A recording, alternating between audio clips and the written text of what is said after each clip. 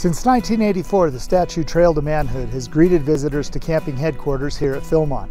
But it isn't the only casting of this statue here on the ranch. Learn more about the statue, the artist that created it, and the process of creating a bronze statue on this edition of Artifact of the Week.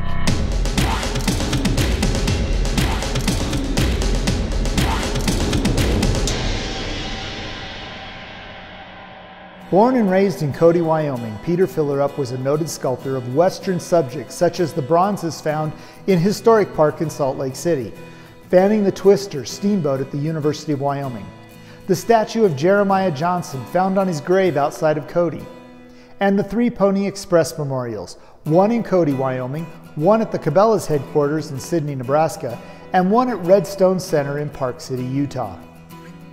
Fillerup was introduced to art by his father, Mel Fillerup, who was an accomplished painter, and encouraged his son's talent at a very early age.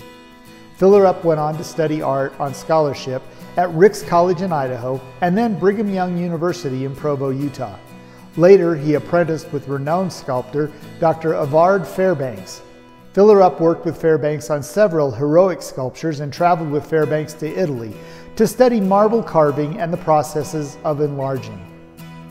In addition to his Western themes, Fillerup also did sculptures for a Girl Scout camp in Utah, the Greater Wyoming Council headquarters in Casper, Wyoming, and of course, Trail to Manhood here at Philmont.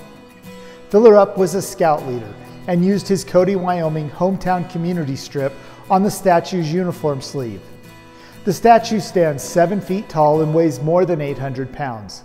The first casting was installed in front of camping headquarters in 1984.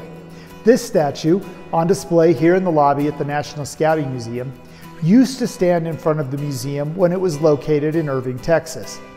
It was relocated to Philmont and the museum lobby in the summer of 2018. So how exactly do you go about creating a 7-foot-tall sculpture of a Boy Scout? To answer this question, we talked to Susan Norris, the official artist and sculptor of the BSA, about the process of creating a bronze sculpture of this magnitude. Well, the first thing obviously would be the idea, and then research that I did on this, on Seton and the era, and then the composition, sketching out a composition, placement of figures, proportions, and then this is the way I work. Everybody does different, but I will then build an armature, meaning that would be the supportive structure for the actual clay. And then I sculpt one piece at a time and place them the way I want them. So now you have this piece in clay.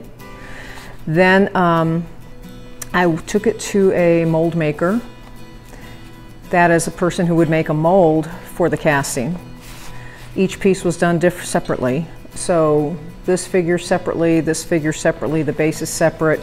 It's not done as all one piece, it's kind of done separately and then put together. In this particular case, the mold is made of a silicone rubber material, and then over that is what they call a mother mold, which is a plaster to keep it supported, structurally.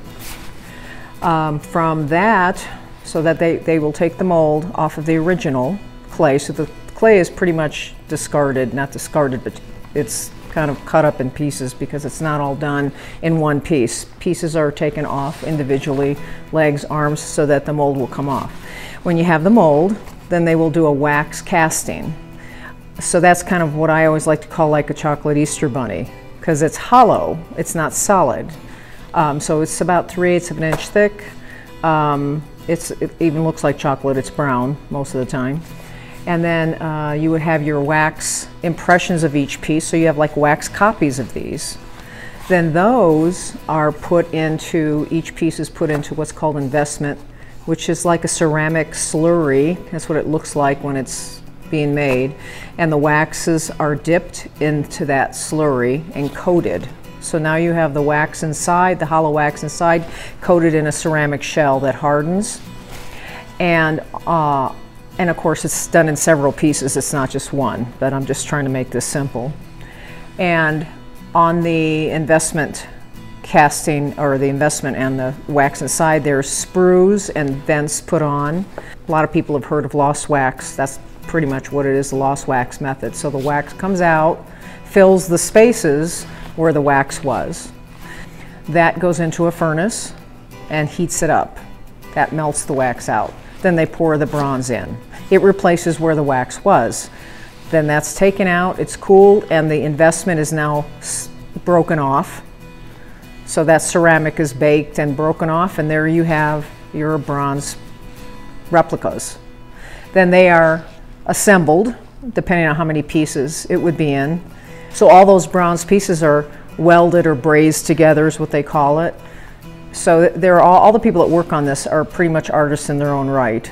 A lot of them are artists, and they work in foundries. So they put everything together, and then they chase it. They fix, you know, where the welds were and match the texture or whatever it might be. Every artist is going to be different. And then they put a patina on it, which is what the color is, and it's done with heat and chemicals. Norris is the artist that created the two sculptures in the museum's plaza, Lobo, King of the Karampaw, and the Wonder of Discovery, which features Ernest Thompson Seton and a 1915-era Boy Scout. By the way, Peter Fillerup wasn't just a prolific sculptor, creating 38 sculptures in his 39-year art career. He was also an award-winning architectural designer specializing in lighting fixtures and devices. Peter Fillerup passed away in 2016. Well, that's all the time we have for this week.